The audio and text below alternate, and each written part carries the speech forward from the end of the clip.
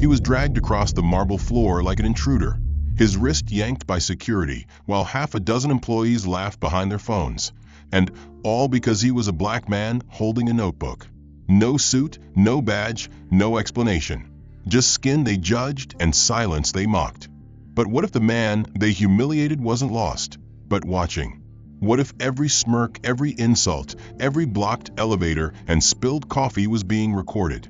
Not on camera, but in consequence. This is not just a story about one office and one mistake. It's about the moment you realize the man you tried to erase is the one holding the pen. Watch closely. The twist is not coming. It's already happened. Like the video if you believe respect should come before recognition. Subscribe for more stories that challenge what you think you know. And tell us, what detail made you pause? And where are you watching from? The morning light spilled through the tall glass facade of Halcyon and Pierce, casting long reflections across the polished lobby floor. Ava stood behind the marble reception desk, adjusting the sleeves of her blazer and scanning the flow of people with a practiced efficiency. Every name on the list had a face she'd seen before or a badge she could match to a schedule. She knew who belonged, and more importantly, she knew who didn't. When the revolving door made its slow turn and the man entered, she noticed him immediately. He wasn't like the others. He moved without the usual urgency, his pace deliberate, his posture composed. His shirt was clean, but worn thin at the cuffs, the collar slightly frayed. His slacks were ironed, but didn't match the tailored look of the young professionals filing past with coffee in one hand and phones in the other. His shoes had softened at the toes and the soles flattened by time. In his left hand, he carried a small, aged notebook with a cracked spine and bent corners. Ava's eyes narrowed slightly. There was no badge around his neck, no company-issued folder, no device in hand. She looked down at her tablet and scrolled through the scheduled appointments. His face was not on the screen. Without hesitation, she raised one hand and gestured subtly toward the door, a signal practiced 100 times. To her, he was just another walk-in, without clearance, maybe someone who took a wrong turn or wandered into the wrong building. The gesture wasn't rude. It was professional, sanitized, the way she had been trained to redirect. But there was no mistaking the message. You don't belong here. The man didn't respond. He simply nodded once and continued walking toward the elevator bank. Ava frowned slightly and glanced at the security camera monitor, making sure she had the right angle. 10 feet away, Brett leaned against a column, sipping from a sleek aluminum water bottle. He had seen the entire exchange. His blazer was a touch too tight across the shoulders, the kind favored by junior executives eager to appear broader, more commanding. Brett always watched the lobby like it was a stage built for his amusement. As the man walked past, Brett's eyes dropped to the notebook in his hand. His lip curled. It was the kind of item he associated with outdated thinkers, or worse, unemployed dreamers clinging to lost causes. He turned toward a pair of interns standing nearby, one of whom had just finished orientation and still looked overwhelmed. Brett tilted his head toward the man and smirked without words, then looked away with a dismissive shake. The interns followed his gaze, then returned to their own conversations. But the message had landed. In Halcyon and Pierce, appearances spoke louder than credentials. The man waited at the elevator, pressing the button and standing quietly as people brushed past him without acknowledgement. No one asked if he needed help. No one questioned his presence. They didn't need to. Judgment had already been made. Behind him, Ava picked up her tablet again and resumed scrolling, her face impassive. Her job was to keep the front orderly, controlled, efficient. Anyone who disrupted that rhythm, even silently, was seen as a flaw to be corrected or removed. The elevator doors opened. The man stepped in alone. The mirrored interior reflected his figure from all sides, emphasizing every wrinkle in his shirt, every crease in his brow, every step of quiet dignity. No one noticed the way he held the notebook with care, like it meant something. No one cared why he was there. In this building, first impressions weren't just opinions. They were decisions. Brett watched the doors close, then glanced at his watch. He had a team meeting in 10 minutes, and a lunch with the regional VP after that. Whatever this man's purpose was, it didn't matter. He wasn't one of them. The executive lounge area was tucked beside the coffee bar, a space designed for networking, informal meetings, and hush strategies. It wasn't a place where strangers lingered. The man stepped into the lounge and glanced briefly around, scanning the room with the calm awareness of someone who didn't expect to be welcomed, but had chosen to be present anyway. The barista, a young woman in black slacks and a company-issued apron, looked up briefly before continuing her task. Behind him, the elevator rang again. Brett emerged alone, holding his phone loosely in one hand, the other adjusting his cufflinks with casual theatricality. He immediately spotted the man near the espresso machine and strode forward without changing his pace. As he passed the elevator panel, he reached over and pressed a button to cancel the top floor selection, then pressed for service level 2 instead, erasing the man's previous request. No one noticed. No one cared. Brett stood beside the man as if by coincidence, glanced at him with a shallow smile, then walked away toward the far end of the floor, his amusement masked just enough to remain deniable. The man said nothing, his expression unchanged. He reselected the top floor and waited again, in a space filled with voices and polished glass. His silence became an anchor. Back in the cafe area, Ava had stepped away from reception to help with a line that was slowly forming. She carried a tray of fresh pastries and returned behind the counter with the practiced rhythm of someone pretending to love the job more than she did. When she saw the man standing in line, her mouth tightened ever so slightly. He stood behind 2 junior analysts and a vendor representative with a badge clipped neatly to his belt. The vendor placed his order. The analysts made small talk. The man waited patiently, notebook in one hand, the other casually resting against the edge of the counter. When it came to his turn, Ava turned abruptly toward the employee behind her. "Take care of the rest. I need to grab more milk." She then turned to the next person in line and smiled. "Hi there, what can I get started for you?" The man did not react. He remained in place. Another person was served. Then another. 3 more behind him received their drinks. A few of them looked his way and then quickly looked away, unsure whether to say anything or simply accept the flow of the moment. The man remained unmoved. He placed the notebook gently on the counter beside him, close but not in the way. His shoulders didn't sag. He gave no indication of being frustrated. His stillness, as before, was deliberate. Ava returned to the counter, holding a small pitcher. She stepped behind the bar and resumed handing out orders. As she leaned forward to pass a cappuccino across the bar, she took a short step backward, tilted her wrist slightly, and let her shoulder nudge a stack of napkins. The gesture was subtle, careless enough to look like an accident. The elbow caught the edge of the tray near the espresso station, tipping a cup still half full with dark roast. The coffee spilled in a thin arc, hitting the counter before splashing onto the edge of the notebook. The man turned his head calmly toward the scene. A few employees near the back looked up at the noise, then returned to their seats. Ava gasped in mock surprise and reached for a towel, but by then the damage was visible. A faint brown streak had begun to bleed through the top right corner of the notebook cover. The pages remained closed, but the color had already begun its crawl. "I'm so sorry," she said without looking at him, dabbing the counter with quick circular motions. The man picked up the notebook and examined it with a neutral expression. He pulled a clean napkin from the stack nearby and pressed it gently against the corner. Ava continued to wipe around him.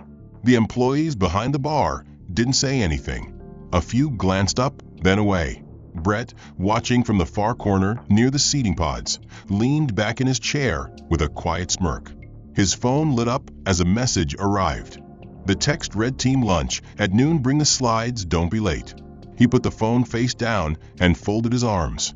From his angle, the coffee spill was a perfect metaphor. A man with nothing trying to hold onto something. A notebook maybe filled with random thoughts or dreams too old to matter. The corridor leading toward the strategy division was monitored by 2 layers of security.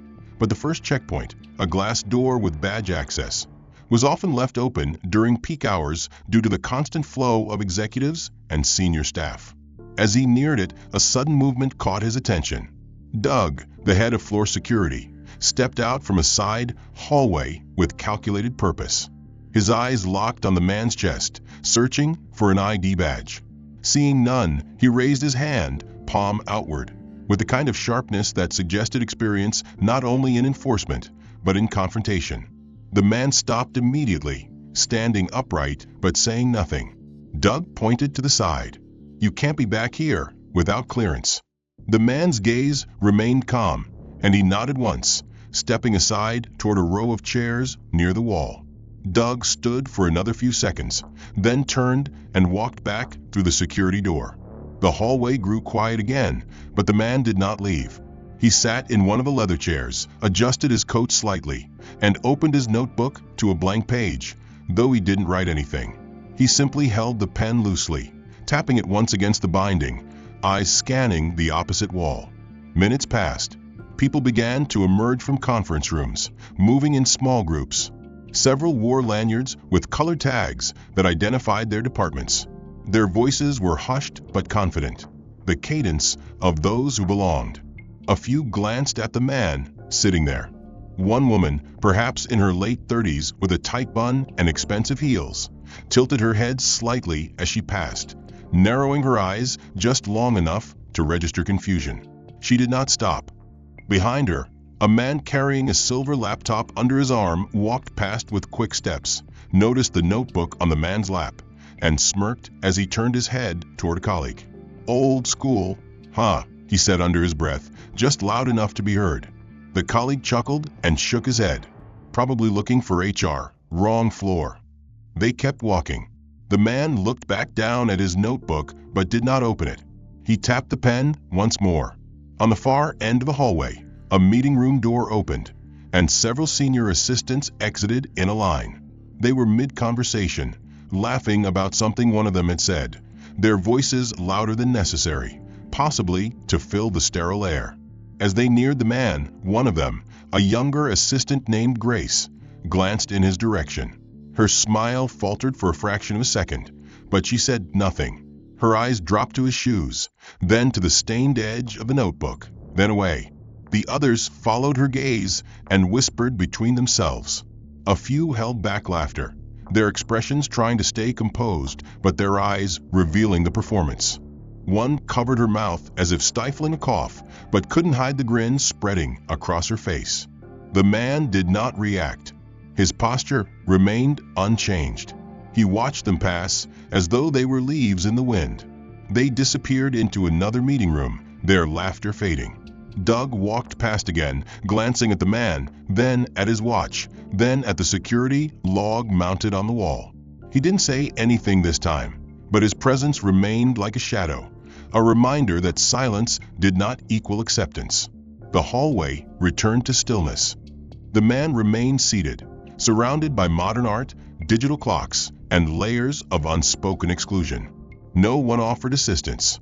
Conversations grew louder, laughter echoed through glass corridors, and the employee common areas filled with a buzz of networking. Downstairs, the main conference atrium began to crowd with employees arriving for a town hall-style gathering hosted by Brett and the communications team.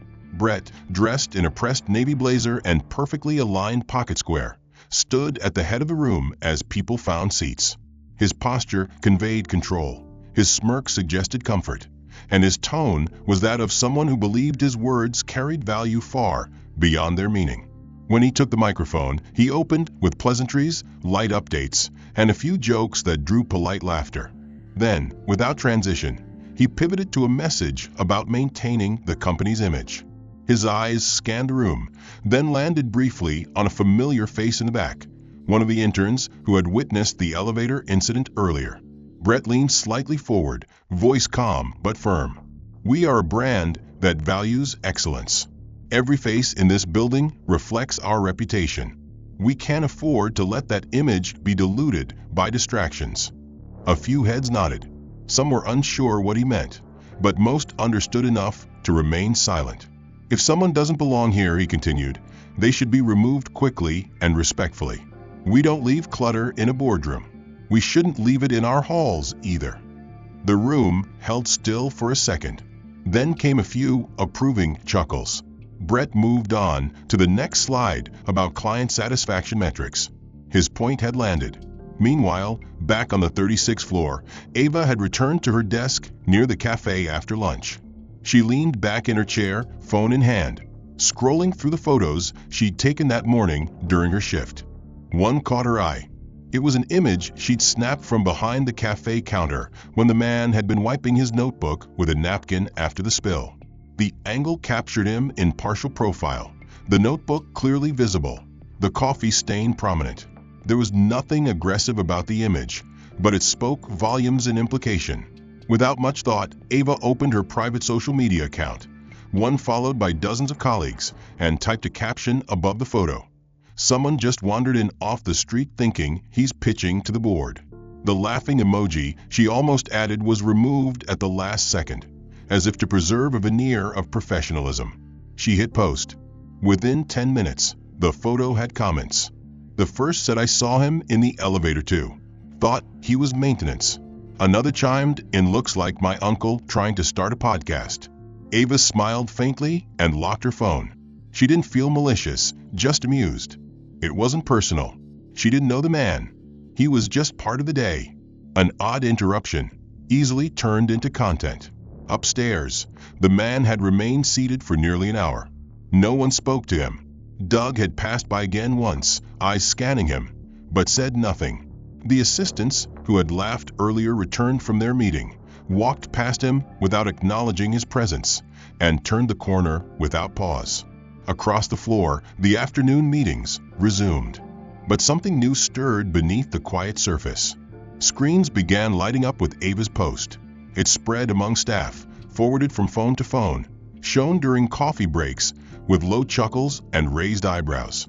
In one corner of the office, a junior strategist leaned toward her colleague, screen raised, whispering that the man was probably trying to sneak in for a job. Her colleague shrugged. "Maybe he used to work here and can't let go." Another added, "He's got that sad notebook energy." On one screen, the image had already been turned into a meme and overlaid with the words "executive" in his own mind. It took less than an hour for a shared narrative to form. The man was now a joke, a story, a symbol of delusion. A few voices raised concerns, mostly in private. A young intern whispered to his mentor that the man might actually be someone important. The mentor waved it off. No badge, no name, no relevance. The intern nodded, embarrassed. No one questioned the source of the photo. No one asked if the man had spoken, what he had wanted, or why he had stayed so long. That was enough. Inside the operations room, Doug received a message on his tablet. A photo attached. No sender listed, just the image. It was the same picture Ava had posted, now forwarded through back channels.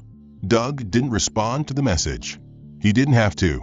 He rose from his desk and adjusted the strap of his badge, then made his way down the hall with the kind of movement that made junior employees straighten their backs and press tighter to the walls.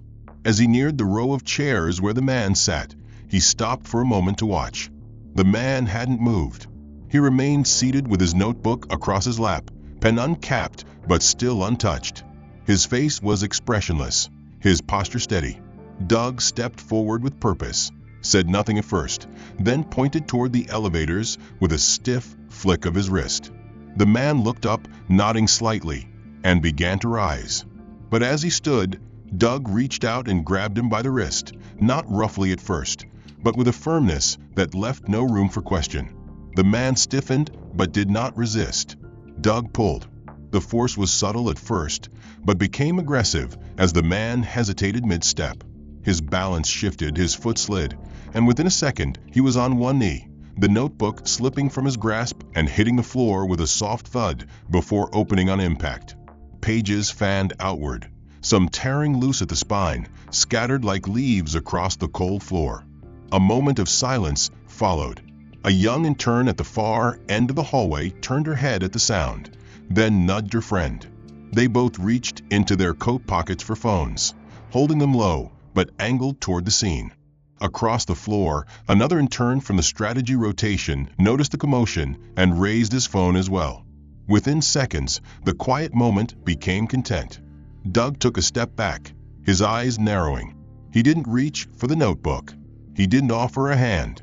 The man, on his knees, reached calmly for the nearest page. His fingers moved slowly, carefully, pressing down corners to flatten them, before stacking each one neatly atop the other. The interns whispered to one another. One muttered, "This is wild," while another chuckled and whispered he really brought paper to a tech firm. They didn't stop filming. The man continued collecting the pages. One sheet fluttered further down the hallway. As he reached for it, a passing employee accidentally stepped on the edge, smudging a light footprint into the margin. The employee didn't notice. The man simply waited, then bent to pick it up after the path cleared. Doug said nothing more. He watched with crossed arms, the message in his body language louder than any words could be. He wanted the man gone, and he wanted him gone now. The man didn't speak. He stood slowly once all the papers had been collected, tucked them back into the notebook with a care that defied the setting, and began walking toward the elevator. His gait was steady, but carried the weight of the moment. Behind him, the interns stopped filming. One of them immediately opened a messaging app and began typing. The caption wasn't long. Got dragged like it's 1952. He attached the clip and sent it to 3 group chats. Within minutes, the clip had circulated to over 20 employees. One laughed out loud at her desk. Another said out loud, "Dude still got a flip phone, probably." The story continued to evolve, shaped now not just by still images, but by video, tone, and snide commentary. Ava received the clip mid-coffee break and showed it to a colleague without saying anything. They shared a short laugh, then returned to their spreadsheets. On his way to the elevator, the man passed a group of marketing associates. One of them recognized him from the post earlier and leaned toward his friend to whisper, "I think he's been here all day." They glanced at him, then away. The man didn't look at them. His eyes stayed forward. He reached the elevator and pressed the call button. A small table sat nearby. He placed the notebook gently on the surface, opened it carefully, and began reorganizing the scattered contents. Page by page, he smoothed each sheet with practiced fingers, aligning the torn edges and wiping away dust. From a few feet away, Chloe, a junior analyst from the accounting team, passed by carrying a printout of quarterly figures and a protein bar. She paused when her eyes caught a single sheet of paper lying loosely on the floor near the trash can. It must have slipped away unnoticed during the earlier chaos. Curiosity nudged her toward it. She bent down, picked it up, and glanced at it without expectation. The handwriting was compact but structured, a title scrawled at the top, Acquisition Plan Phase 3. There were several bullet points underneath, marked by clear intentions and references to internal departments she recognized: legal, strategy, compliance. She frowned slightly, then scoffed quietly. To her, it read like amateur fiction. She turned it over, saw nothing on the back, and rolled her eyes. Probably some consultant trying to impress a boardroom. With that, she folded the sheet roughly, walked to the trash can, and shoved it in. It landed on top of an empty sandwich wrapper and slid out of view.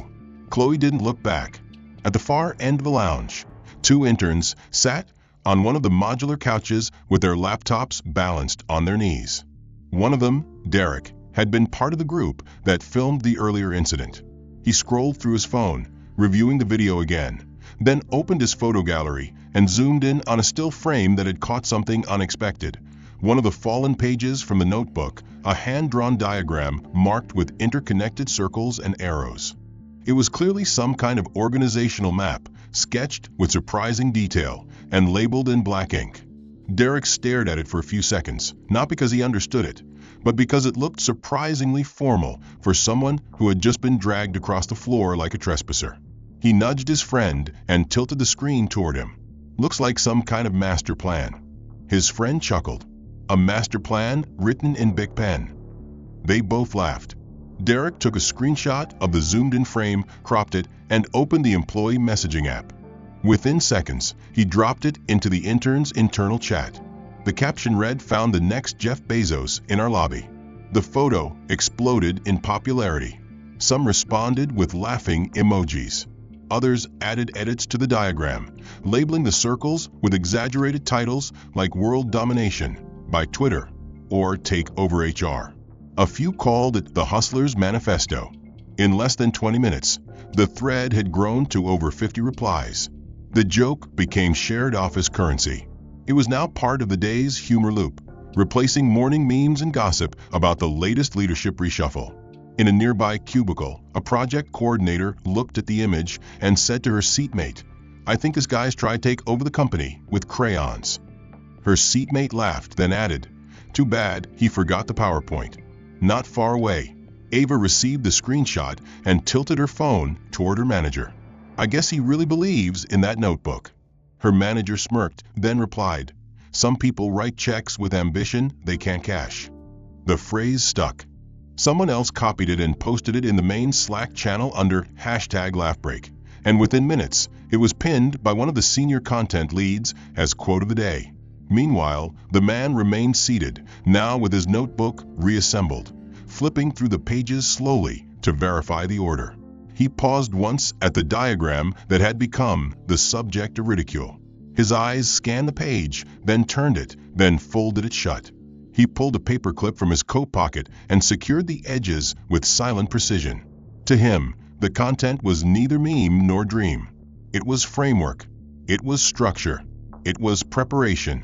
But to everyone else, it was only entertainment, a symbol of misplaced ambition. On a couch near the west-facing windows of the main floor, the man remained seated, silent and composed. His notebook sat closed on his lap, held firmly by both hands, pages aligned. The faint stain from the cafe barely visible against the sunlight.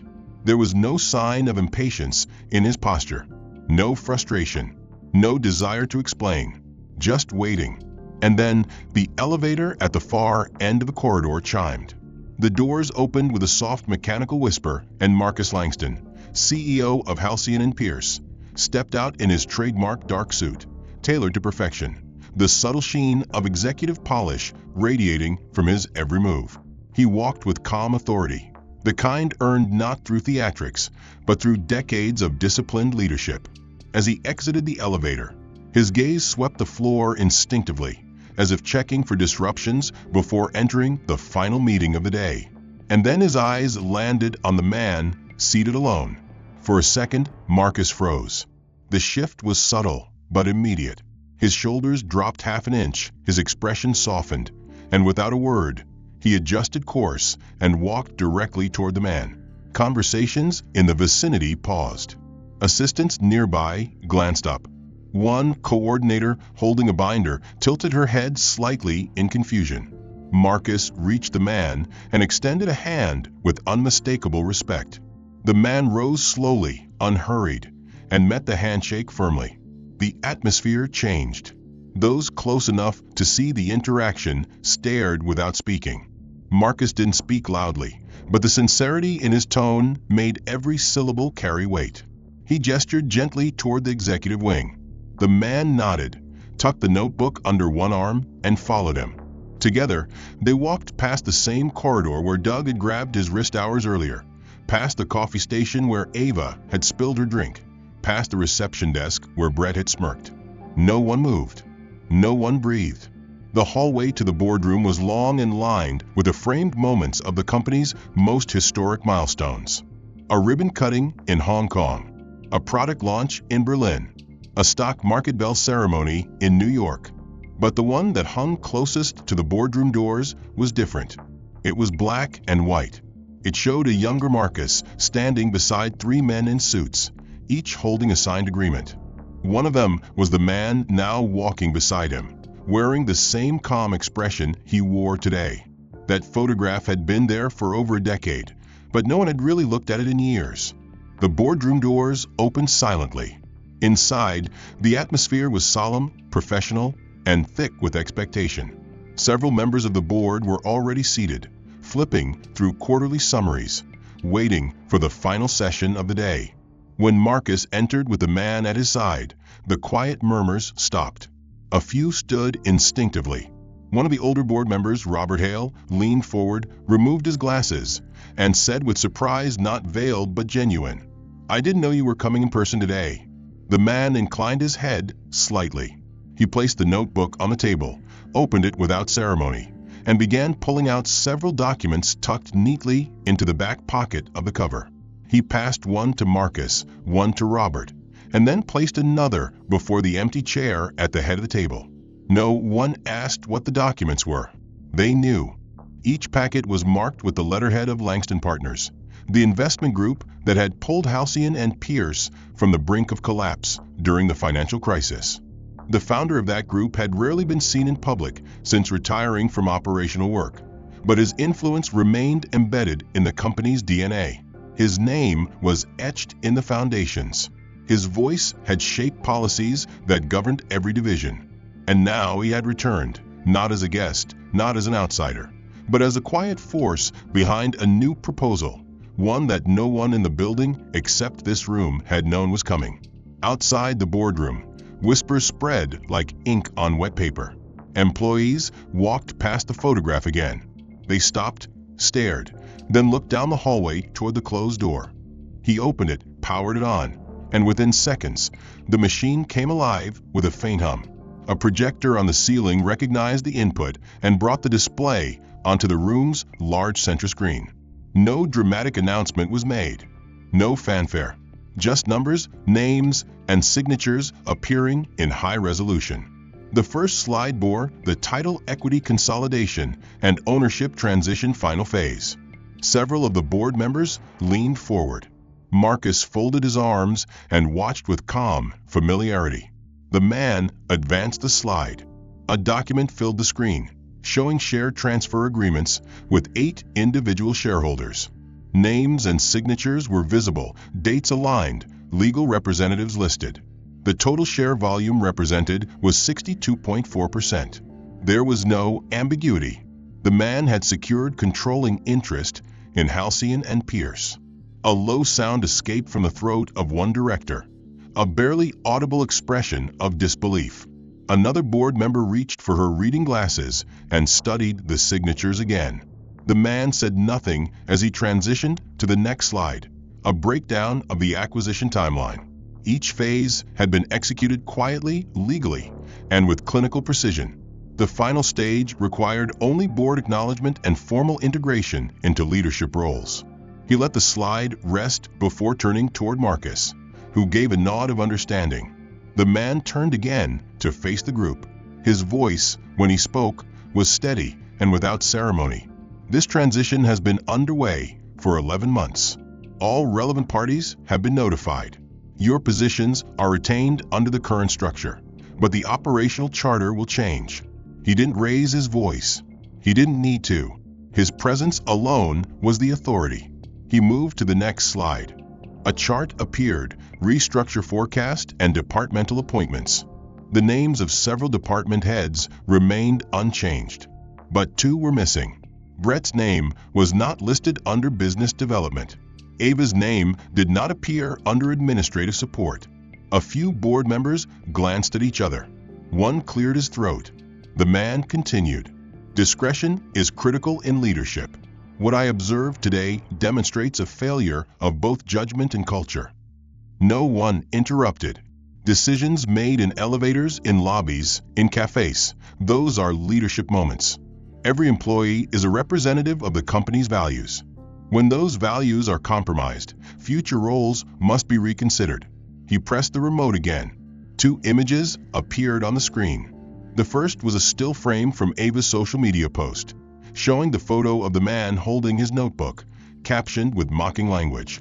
The second was a screenshot of the internal chat, where Brett's name was visible in the thread mocking the diagram. A soft shift occurred in the room's energy. Not shame, not quite, but recognition. Marcus remained silent, his face unreadable. The man closed the images and returned to the final summary slide.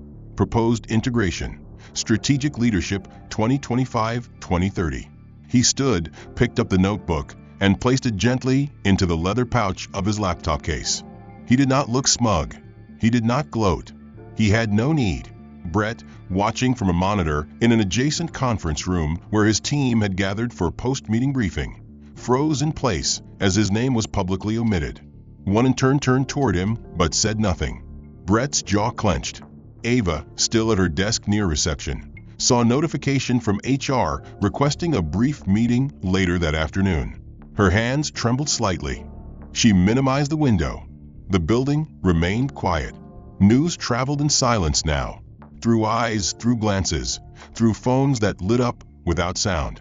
The man turned off the projector, closed his laptop, and gave a single nod to Marcus before stepping back from the table. As he walked toward the door, a few members stood. Not all, just enough to signal a shift. Respect delayed, but not denied. Outside the boardroom, the glass walls no longer felt transparent. His hands were clenched around a stress ball he no longer squeezed, his face pale under the overhead lights. The door creaked open. A man from HR entered, carrying a slim folder and a company-issued tablet. He didn't sit. He simply placed the folder on the table and said with a flat voice, "There's been a decision. You're to collect your belongings by 5. Brett didn't argue. His first response was a scoff, followed by silence. He stared at the folder, read the first few lines, and understood. It was written cleanly, professionally, but with no room for debate. The language cited culture misalignment, violation of ethics protocol, and failure to uphold company standards of conduct. His name was to be removed from active systems by the following morning. Access to internal platforms had already begun shutting down. His keycard would be deactivated at close of business. His reputation, though not publicly shamed, was already etched with a stain that few firms in the same sector would ignore. Industry doors rarely closed loudly. They closed silently, through omission. In the hallway, he passed by colleagues who no longer made eye contact.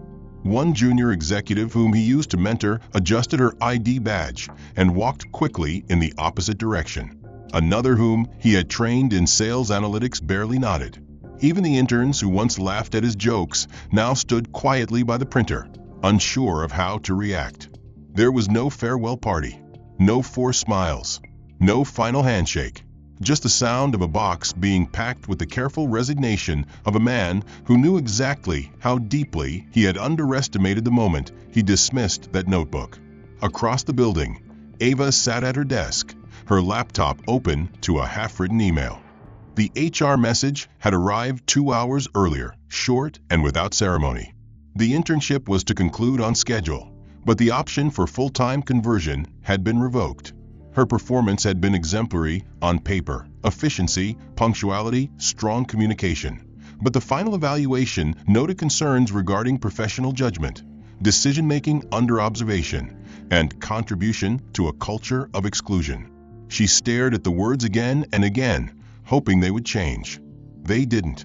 Her fingers hovered over the keyboard, then dropped into her lap. She opened her phone, scrolled to the original post with a photo of the man and the caption she had once thought clever.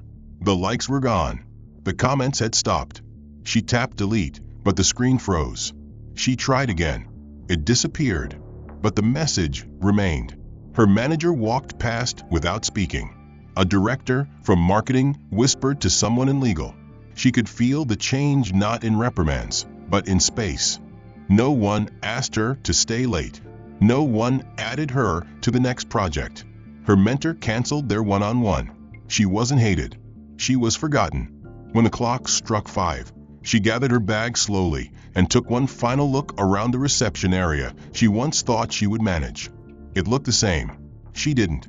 Downstairs, Brett exited the front doors of the building holding a small box of office items, including a paperweight he once received for outperforming quarterly goals. It clinked gently against the side as he walked. No one followed him. No one watched.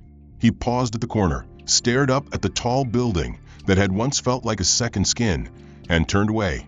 Inside, the man had not returned to the lobby. He had left through a separate entrance near the executive wing, flanked by 2 members of the board. He was not interested in victory laps. His silence remained, but his presence still echoed. In departments across the company, meetings began to include new language. Words like dignity, perception, inclusion. An emergency culture audit was scheduled for the next quarter. Policy reviews were fast-tracked. The term notebook moment became unofficial code for an unseen test of character. Employees whispered about it without admitting they'd ever used the photo. The seasons changed while the building moved forward. Spring became summer, and then fall brought new hires, fresh interns, and a wave of restructuring that reshaped Halcyon and Pierce from its deepest apartments to its surface rituals. The man who once sat quietly with his worn notebook did not return, but his impact remained in the language of new orientation modules, in the soft glances cast at unfamiliar faces, in the questions asked during interviews that were once skipped altogether. People remembered what they had seen, even if they no longer spoke of it. The photograph in the executive hallway that showed him beside a younger Marcus had been cleaned, reframed, and subtly repositioned at eye level. No memo announced a change, but employees noticed. And in the quiet corners of the city, beyond the tower of steel and glass, other stories continued to unfold. Brett no longer wore suits. The blazer hung in the back of a closet now, untouched for months. His mornings were simpler: coffee brewed in a chipped mug, job listings checked with steady resignation, and long walks that traced the edges of parks he once ignored.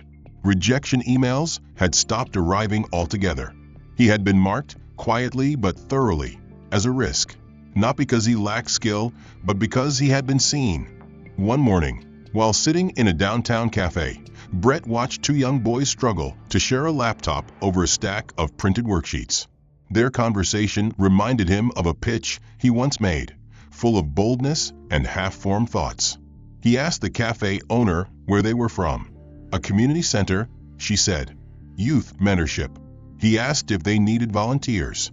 The next week, Brett stood in front of a room with a dry erase marker in hand, teaching basic negotiation strategies to teenagers who had never heard of Halcyon and Pierce. He did not tell them who he was. He did not speak of past roles, bonuses, or corner offices.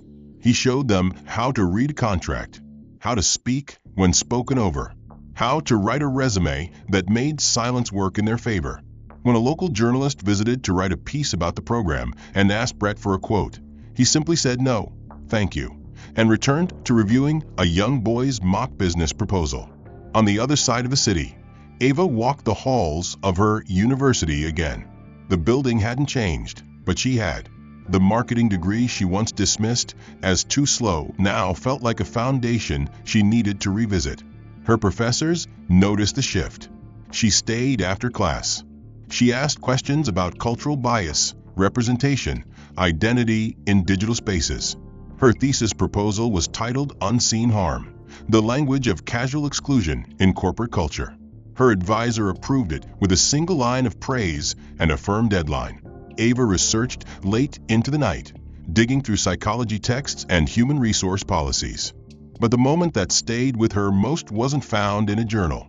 It lived in the hallway of memory, the coffee stain, the ignored hand, the laughter that followed silence. When the paper was finished, she didn't celebrate. She sent it to 3 people: her professor, her former manager, and herself. Months later, she applied for an assistant position at a startup focused on educational equity. During the interview, the founder asked if she had any regrets from past experience. She hesitated only for a second before answering. Yes, but I've learned not to run from them. The founder, a black man in his early 30s, nodded and offered her the role. He didn't ask about the post. Maybe he had seen it. Maybe he hadn't. But something in her answer had earned the chance. Ava took the job. She carried no illusions. She worked hard. She asked more than she answered. And one day, while organizing a training seminar, she found herself placing a stack of fresh notebooks on a table. She paused at one, pressed the spine flat, and stared at the cover a second longer than needed before continuing. Back at Halcyon and Pierce, the culture audit revealed uncomfortable truths. A new code of conduct was implemented, one that required more than policy signatures. It asked for questions, for feedback, for humility. HR rewrote sections of the onboarding guide to include a paragraph about the power of presence and the danger of presumption. In a quiet update, the internal chat channels were archived. The memes vanished.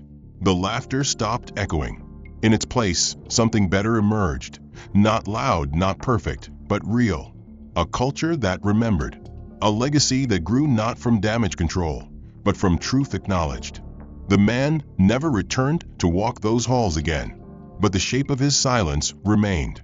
And across the city, in a classroom filled with ambition and noise, Brett tapped a whiteboard and said the words slowly, as if to himself, "Respect starts before recognition."